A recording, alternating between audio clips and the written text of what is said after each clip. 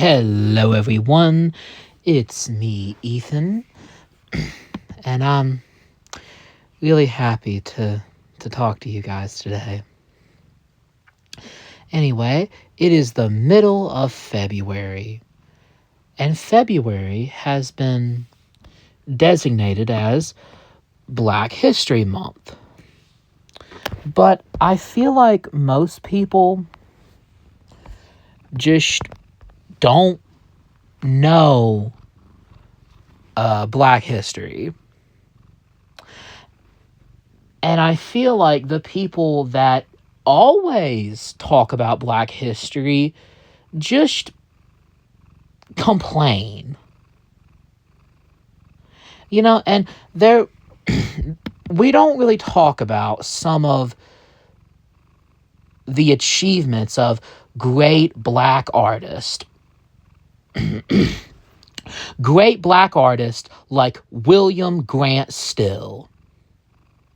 He composed music during a time of segregation, rough time in our nation's history, and we are still in rough times in our nation's history. And I am pleased to share his music with you. Mr. William Grant Still was born on May 11th, 1895 in Mississippi. His father, William Still Sr., was the band director of a local school, and his mother played piano.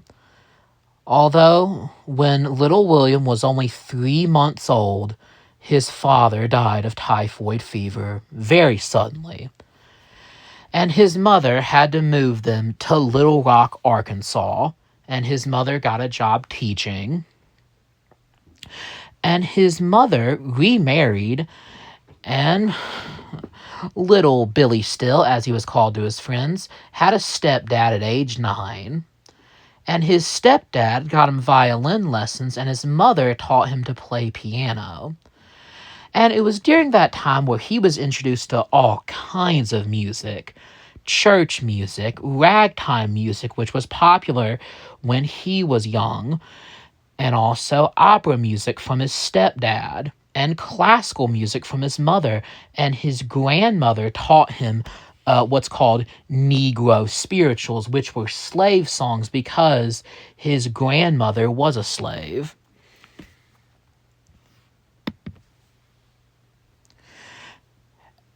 At 18, William Grant Still graduated high school and went to Wilberforce University, which is a historically Black college. You see, it was started during the times of segregation, you see. And he became a Bulldog, the Wilberforce Bulldogs. And his mother wanted him to be a doctor because, well, a doctor still is a noble profession. And he was like, yeah, sure, Mom, I'll go to college to be a doctor. But he took a few medical classes and just didn't like it. He didn't want to be a doctor when he grew up. So he took some music classes, and he even helped found the band program there. However, the music program was just not good. And at age 19, he transferred to Oberlin Conservatory of Music in Oberlin, Ohio, and became a squirrel, an Oberlin squirrel. And in his early 20s, he already knew how to play piano and violin, and he taught himself how to play oboe, clarinet, cello, saxophone, bass, and viola. Oh, wow. Whew. I need to learn all those instruments. And in 1915, he married his first wife, Grace. And they would have 4 children together. At age 21, he moved to Memphis, Tennessee, and got a job with legendary Black musician W.C. Handy. And during that time, he published the piece Memphis Man, which we will listen to right now. This is Memphis Man by William Grant Still, played by a brass band. Okay.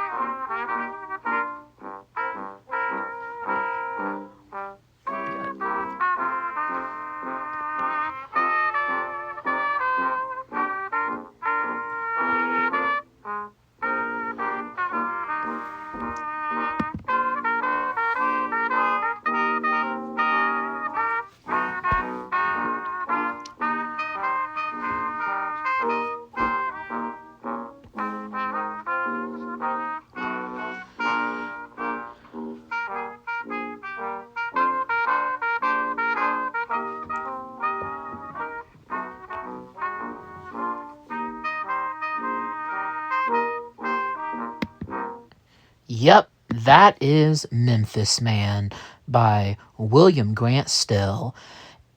And yeah, that was the kind of instrumental music that was popular at the time in 1916 and 1917. And speaking of that, in 1918, Billy Still joined the Navy, and he was a Navy musician. He played violin for the Navy. And the Navy, they were very impressed with his ability. And in 1922, he gets out of the Navy and moves to Harlem, New York City. And there, he composed Darker America. Another great piece, which we are listening to right now. There we go.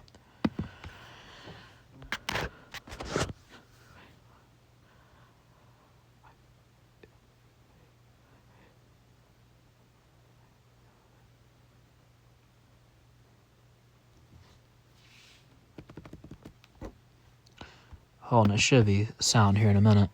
There we go.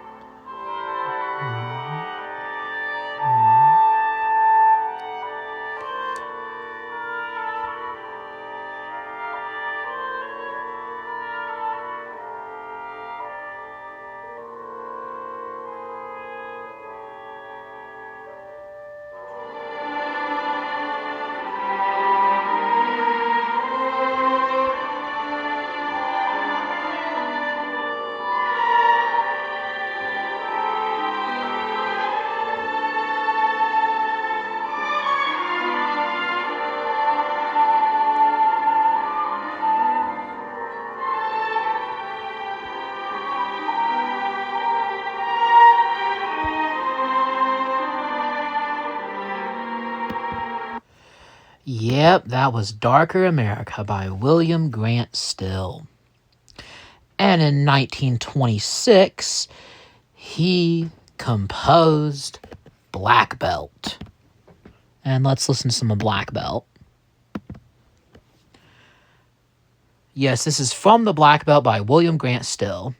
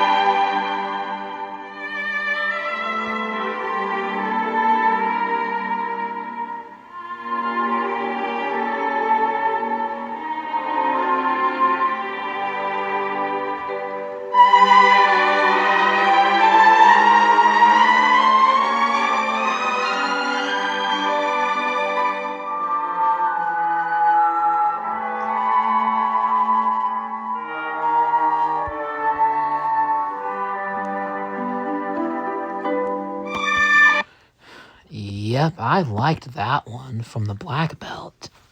And in 1927, he composed Africa. And Africa is like a big, suite that he wrote. And so we won't be able to listen to all three movements, but I will show you one of the movements, which is Africa 3, Land of Superstition. This is the third movement of the suite, the Africa suite.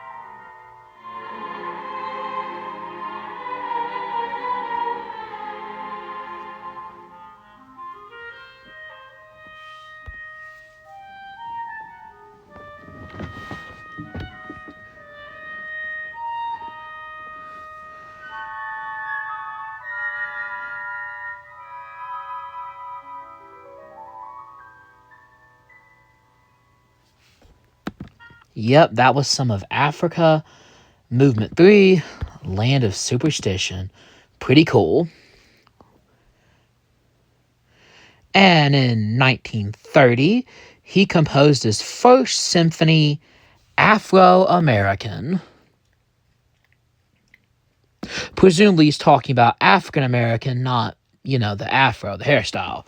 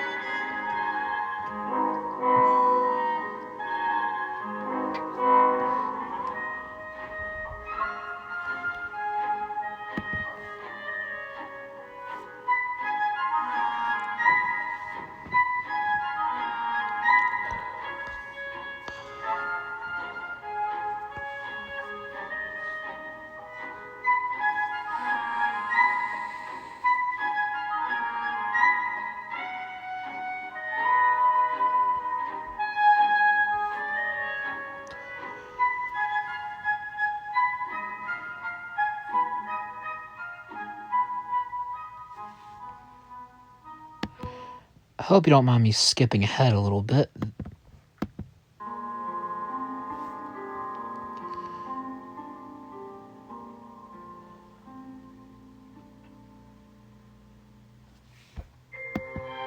Oh.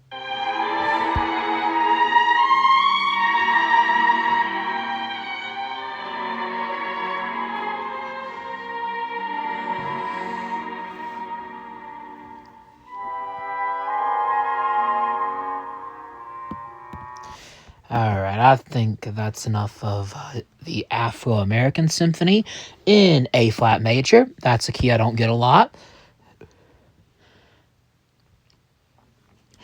And if historical records are to be believed,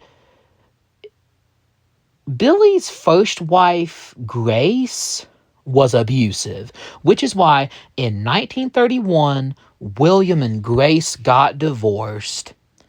And in 1932, he moved to Los Angeles to get as far away as he could from her. And there he met his second wife, Verna Arvey.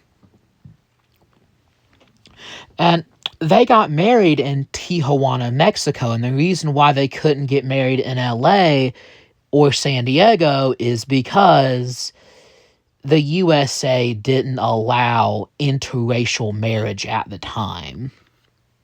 And yes, Verna Arvey was white. I do believe her family was Russian. And him and Verna had 2 kids together.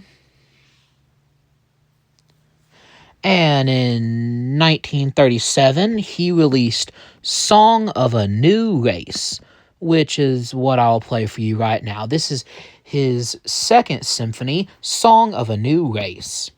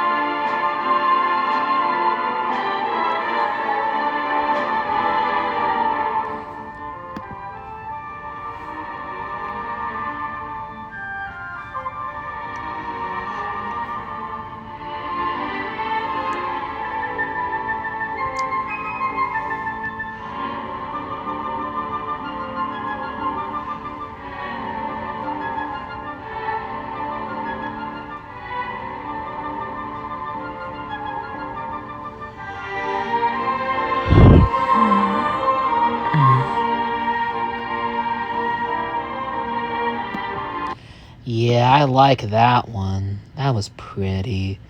And in the late 30s, early 40s, he started writing about World War II. He even wrote a memorial piece for the brave men that died in the war called In Memoriam, but we sadly do not have time to listen to that right now. But we do have time to listen to one of his most famous works, in which he published in 1945. It's called Sunday Symphony.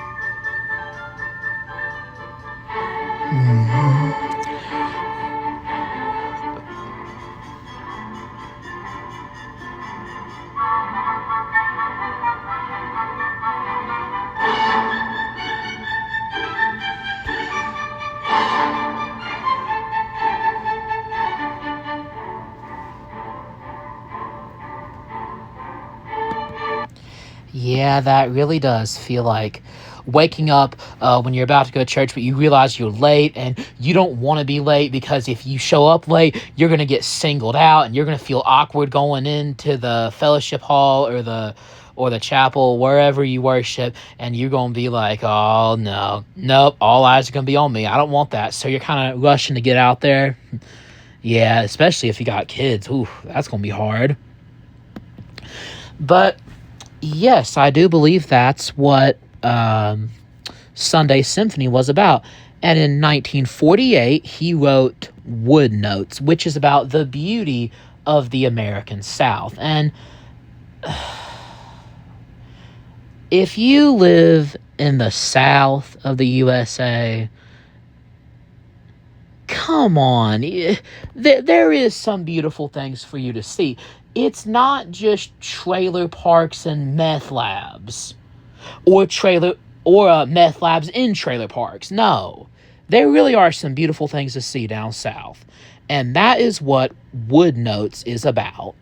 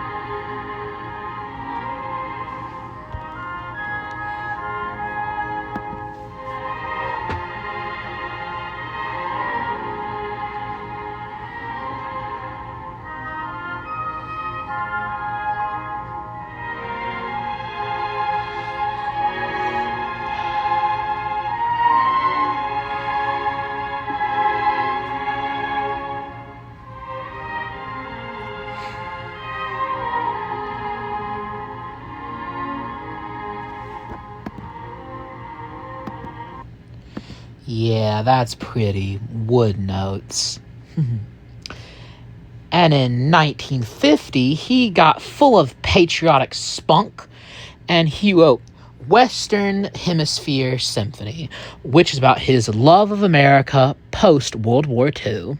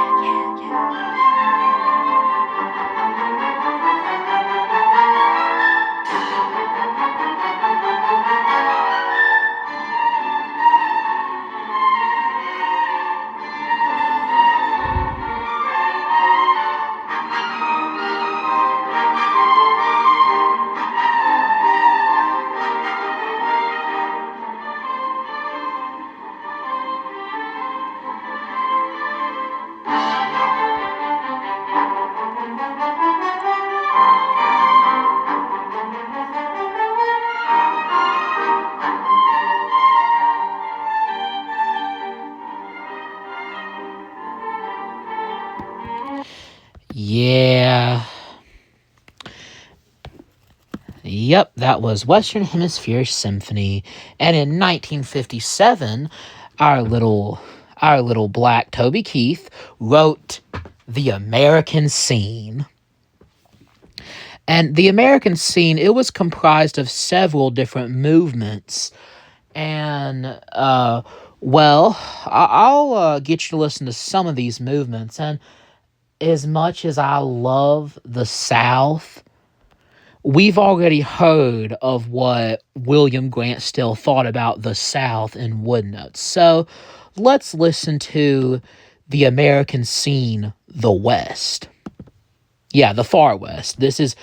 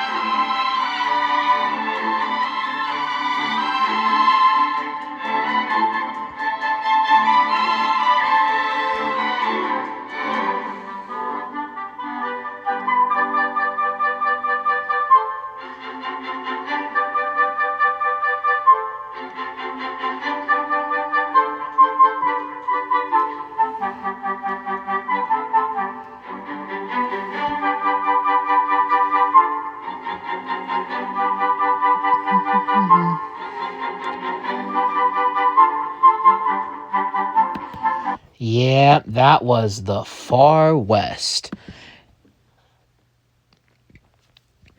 And one last piece I want to...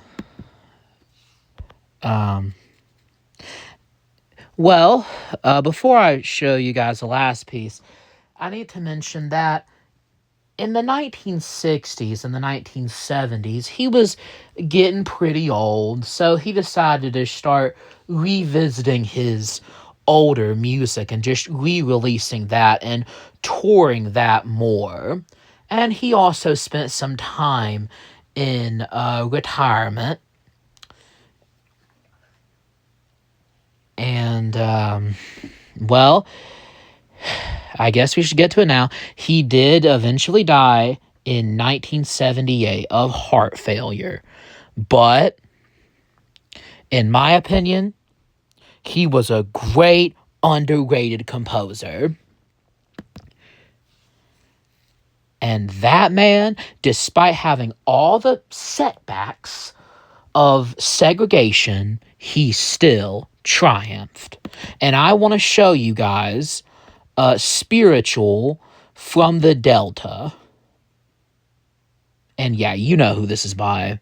Well, who it's going to be by. Yeah, you know.